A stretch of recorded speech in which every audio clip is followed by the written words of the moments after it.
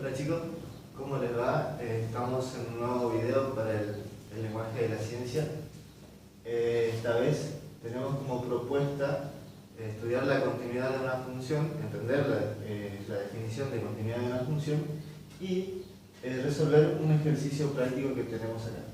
Bien, algunos ya seguramente saben la definición de continuidad de una función, que dice que si tenemos una función que esté definida en un abierto AB y tenemos un punto que pertenece a ese abierto y decimos que la función es continua, si se cumple que el límite para x tendiendo a ese valor de la función es igual al valor que toma la función en el punto.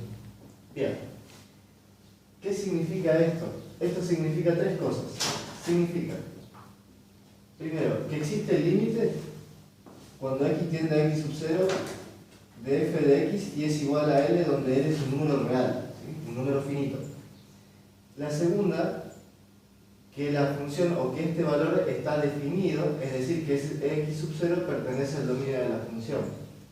Y por último, que este numerito, que es el valor del límite, tiene que ser igual al valor que toma la función en el punto. Bien, si se cumplen estas tres condiciones, entonces decimos que una función es continua. Y si no se cumple una de las tres, obviamente diremos que la función es discontinua en ese punto. Bien, acá tenemos una función definida por partes, ¿sí? Acá tenemos un gráfico, este es el gráfico correspondiente a esa función. Lo que vamos a hacer es estudiar la continuidad en dos puntos.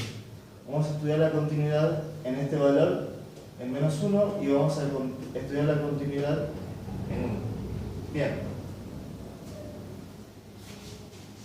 vamos a hacer lo primero, ¿sí? Si x es igual a menos 1, vamos a estudiar la continuidad x sub 0 en menos 1. Bien, entonces, si estudiamos la continuidad en x igual a menos 1, tendríamos que ver si se cumplen estas tres condiciones en este valor cuando x sub 0 es igual a menos 1. Tendríamos que probar si existe límite, o ver si existe el límite, ¿no es cierto? El límite para x tendiendo a x sub 0 de f de x.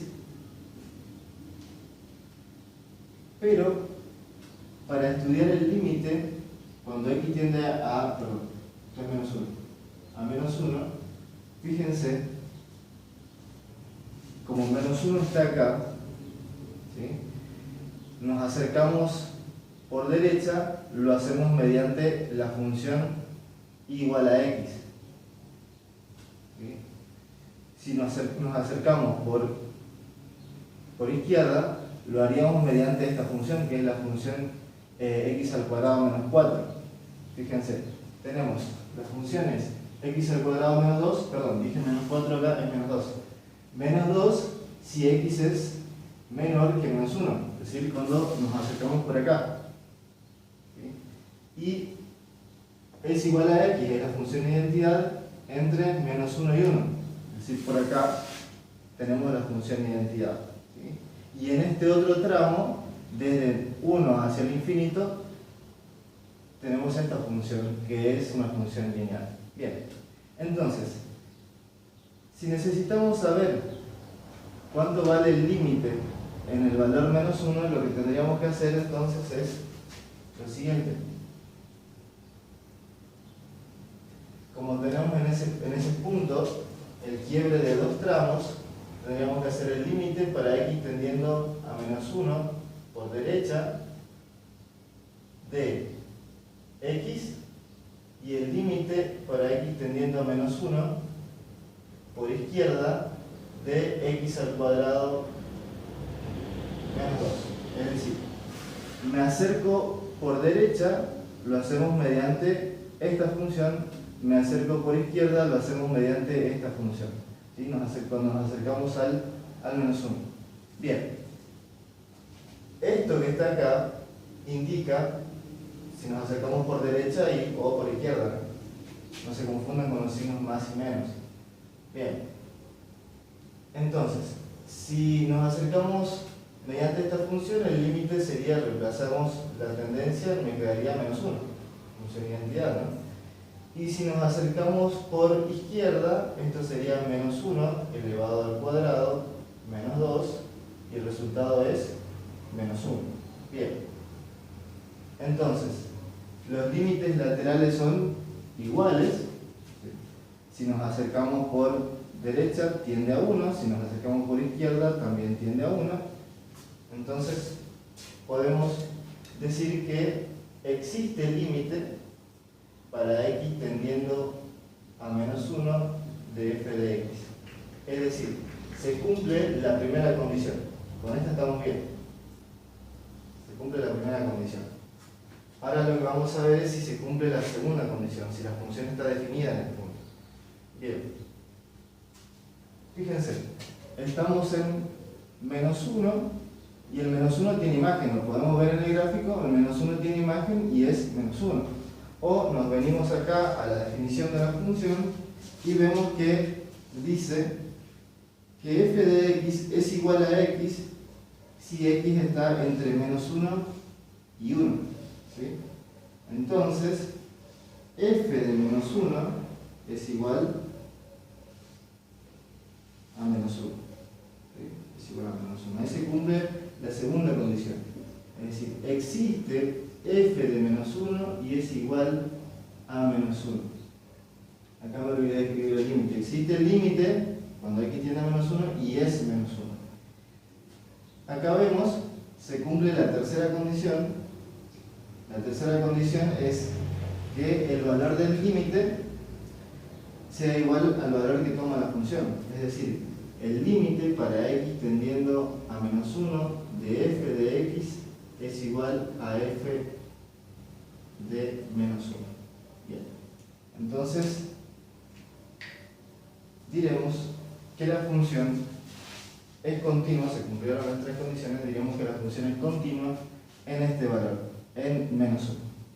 ¿Sí?